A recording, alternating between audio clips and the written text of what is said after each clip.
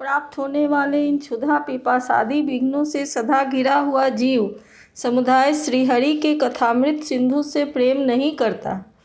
साक्षात प्रजापतियों के पति ब्रह्मा जी, भगवान शंकर, स्वयंभू मनु, दक्षादि प्रजापतिगण, सनकादि नैष्ठिक ब्रह्मचारी, मरीचि, अत्रि, अंगिरा, पुलस्त्य, पुलह, क्रतु, भृगु, वशिष्ठ और मैं, ये जितने ब्रह्मादि मुनिगण हैं, समस्त वाङ्मय के अधिपति होने पर भी तप, उपासना और समाधि के द्वारा ढूंढ ढूंढ कर हार गए, फिर भी उस सर्वसाक्षी परमेश्वर को आज तक नहीं देख सके। वेद भी अनंत विस्तृत है, उसका पार पाना हंसी खेल नहीं है।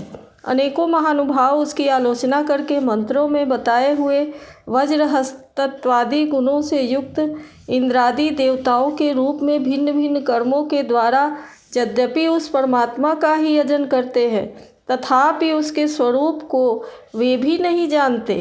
हृदय में बार बार चिंतन किए हुए जाने पर भगवान जिस समय जिस जीव पर कृपा करते हैं, उसी समय वह लौकिक व्यवहार एवं वैदिक कर्म मार्ग की वृद्ध मूल आस्था से छुट्टी पा जाता है।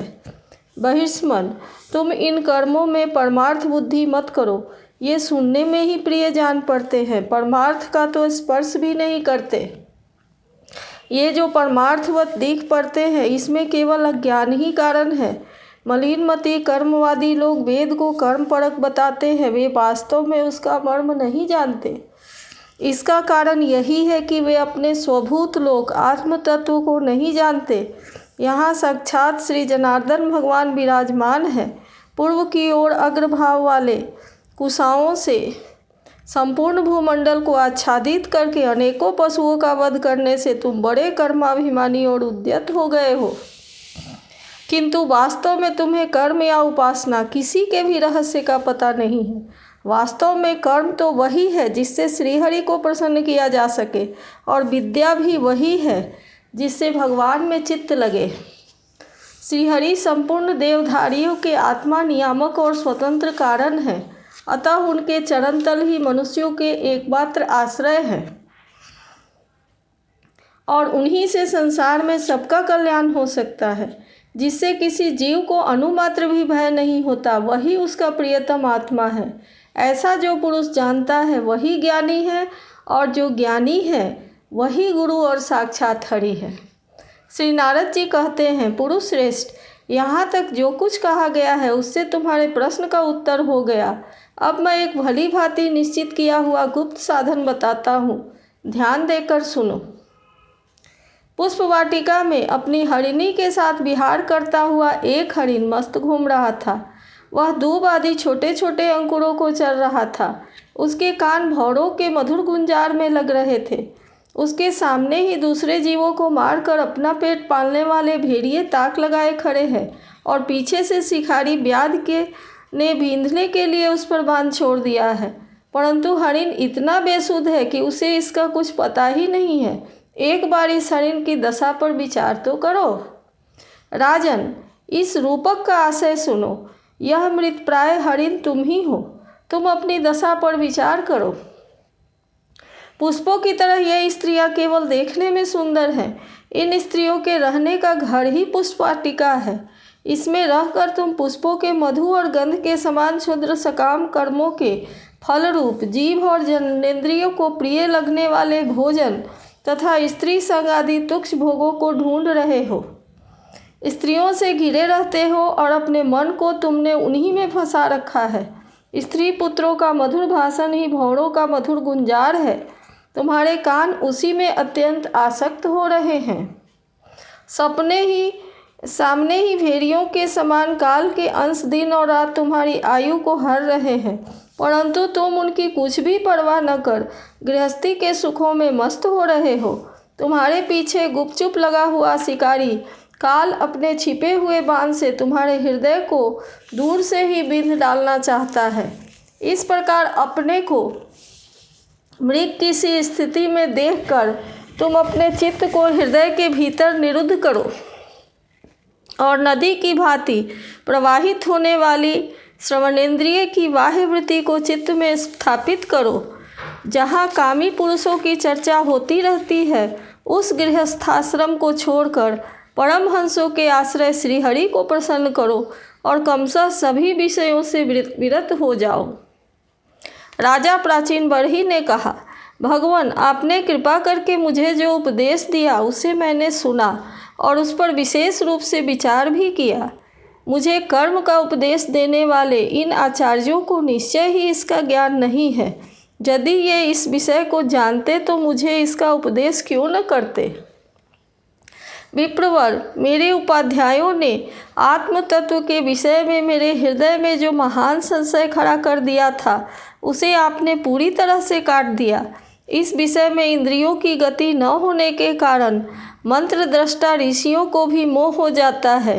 वेदवादियों का कथन जगह जगह सुना जाता है कि पुरुष इस लोक में जिसके द्वारा कर्म करता है वह स्थूल शरीर को यहीं छोड़कर परलोक में कर्मों से ही बने हुए दूसरी देह से उसका फल भोगता है। किंतु यह बात कैसे हो सकती है, क्योंकि उन कर्मों का कर्ता स्थूल शरीर तो यही नष्ट हो जाता है। इसके सिवा जो कर्म यहाँ किए जाते हैं वे तो दूसरे ही क्षण में अदृश्य हो जाते हैं। वे परलोक में फल देने के लिए किस प्रकार पुनः प्रकट हो सकते हैं। श्री नारद जी ने कहा, राजन, स्थूल शरीर तो लिंग शरीर के अधीन है, अतः कर्मों का उत्तरदायित्व तो उसी पर है। जिस मन प्रधान लिंग शरीर की सहायता से मनुष्य कर्म करता है वह तो मरने के बाद भी उसके साथ ही रहता है, अतः वह परलोक में अपरोक्ष रूप से स्वयं उसी के द्वारा उनका फल भोगता है। स्वप्नावस्था में मनुष्य इस जीवित शरीर का अभिमान तो छोड़ देता है, किंतु इसी के समान अथवा इससे भिन्न प्रकार के पशु पक्षी आदि शरीर से वह मन में संस्कार रूप से स्थित कर्मों का फल भोगता रहता है। इस मन के द्वारा जीव जिन स्त्री पुत्र आदि को ये मेरे हैं और देहादि को यह मैं हूँ ऐसा कहकर मानता है, उनके किए हुए पाप पुण्यादि रूप कर्मों को भी यह अपने ऊपर ले लेता है और उसके कारण इसे व्यर्थ ही फिर से जन्म लेना पड़ता है। जिस प्रकार ज्ञानेंद्रिय और कर्मेंद्रिय दोनों की चेष्टाओं से उनके प्रेरक चित्त का अनुमान किया जाता है, उसी प्रकार चित्त की भिन्न भिन्न प्रकार की वृत्तियों से पूर्व जन्म के कर्मों का भी अनुमान होता है। अतः कर्म अदृष्ट रूप से फल देने के लिए कालांतर में मौजूद रहते हैं। कभी कभी देखा जाता है कि जिस वस्तु का इस शरीर से कभी अनुभव नहीं किया गया, जिसे न कभी देखा न सुना ही, उसका स्वप्न में वह जैसी होती है वैसा अनुभव होता है। राजन, तुम निश्चय मानो कि लिंग देह अभिमानी जीव को उसका अनुभव पूर्व जन्म में हो चुका है, क्योंकि जो वस्तु पहले अनुभव की हुई नहीं होती उसकी मन में वासना भी नहीं हो सकती। राजन, तुम्हारा कल्याण हो। मन ही मनुष्य के पूर्व रूपों को तथा भावी शरीर आदि को भी बता देता है, और जिनका भावी जन्म होने वाला नहीं होता उन तत्ववेत्ताओं की विदेह मुक्ति का पता भी उनके मन से ही लग जाता है। कभी कभी स्वप्न में देश काल अथवा क्रिया संबंधी ऐसी बातें भी देखी जाती हैं जो पहले कभी देखी या सुनी नहीं गई, जैसे पर्वत की चोटी पर समुद्र, दिन में तारे अथवा अपना सिर कटा दिखाई देना इत्यादि। इनके दिखने में निद्रा दोष को ही कारण मानना चाहिए। मन के सामने इंद्रियों से अनुभव होने योग्य पदार्थ ही भोग रूप में बार बार आते रहते हैं और भोग समाप्त हो जाने पर चले जाते हैं। ऐसा कोई पदार्थ नहीं आता जिसका इंद्रियों से अनुभव ही न हो सके। इसका कारण यही है कि सब जीव मन सहित है। साधारणतया तो सब पदार्थों का क्रमशः ही भान होता है, किंतु यदि किसी समय भगवत चिंतन में लगा हुआ मन विशुद्ध सत्व में स्थित हो जाए तो उसमें भगवान का संसर्ग होने से एक साथ समस्त विश्व का भान हो सकता है। जैसे राहु दृष्टि का विषय न होने पर भी प्रकाशात्मक चंद्रमा के संसर्ग से दिखने लगता है। राजन, जब तक गुणों का परिणाम एवं बुद्धि मन इंद्रिय और शब्दादि विषयों का संघात यह अनादि लिंग देह बना हुआ है, तब तक जीव के अंदर स्थूल देह के प्रति मैं मेरा इस भाव का अभाव नहीं हो सकता। सुषुप्ति, मूर्छा, अत्यंत दुख और मृत्यु और तीव्र ज्वर आदि के समय भी इंद्रियों की व्याकुलता के कारण मैं और मेरेपन की स्पष्ट प्रतीति नहीं होती, किंतु उस समय भी उनका अभिमान तो बना ही रहता है।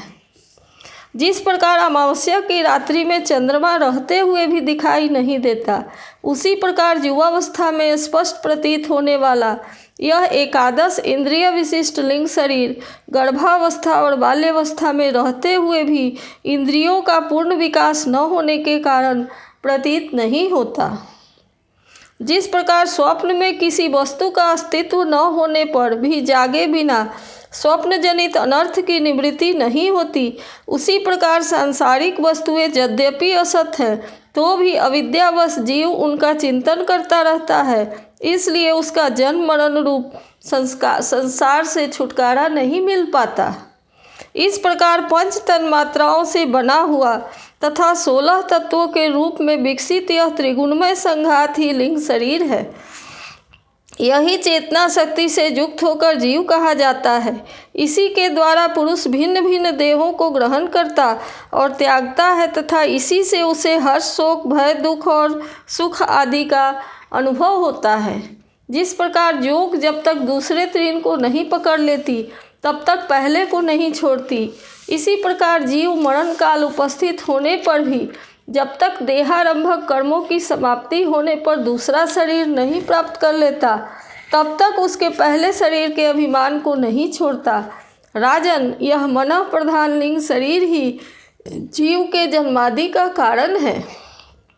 जीव जब इंद्रिय जनित भोगों का चिंतन करते हुए बार बार उन्हीं के लिए कर्म करता है, तब उन कर्मों के होते रहने से अविद्यावश वह देहादि कर्मों में बंध जाता है। अतएव उस कर्म बंधन से छुटकारा पाने के लिए मनुष्य विश्व को भगवत रूप देखते हुए इस प्रकार श्री हरि का भजन करो। उन्हीं से इस विश्व की उत्पत्ति और स्थिति होती है तथा उन्हीं में लय होता है। श्री मैत्रेय जी कहते हैं, विदुर जी, भक्त श्रेष्ठ श्री नारद जी ने राजा प्राचीन बरही को जीव और ईश्वर के स्वरूप का दिग्दर्शन कराया। फिर वे उनसे विदा लेकर सिद्धलोक को चले गए। जब राजर्षि प्राचीन बरही भी प्रजा पालन का भार अपने पुत्रों को सौंपकर तपस्या करने के लिए कपिलाश्रम को चले गए, उन वीरवर ने समस्त विषयों की आसक्ति छोड़ एकाग्र मन से भक्ति पूर्वक श्री हरि के चरण कमलों का चिंतन करते हुए सारूप्य पद प्राप्त किया। निष्पाप विदुर जी, देवर्षि नारद के परोक्ष रूप से कहे हुए इस आत्मज्ञान को जो पुरुष सुनेगा या सुनाएगा, वह शीघ्र ही लिंग देह के बंधन से छूट जाएगा। देवर्षि नारद के मुख से निकला हुआ यह आत्मज्ञान भगवान मुकुंद के जस से संबद्ध होने के कारण त्रिलोकी को पवित्र करने वाला, अंतःकरण का शोधक और परमात्मा पद को प्रकाशित करने वाला है। जो पुरुष इसकी कथा सुनेगा वह समस्त बंधनों से मुक्त हो जाएगा और फिर इसे इस संसार चक्र में भटकना नहीं पड़ेगा। विदुर जी, गृहस्थाश्रमी पुरंजन के रूपक से परोक्ष रूप में कहा हुआ यह अद्भुत आत्मज्ञान मैंने गुरु जी की कृपा से प्राप्त किया था।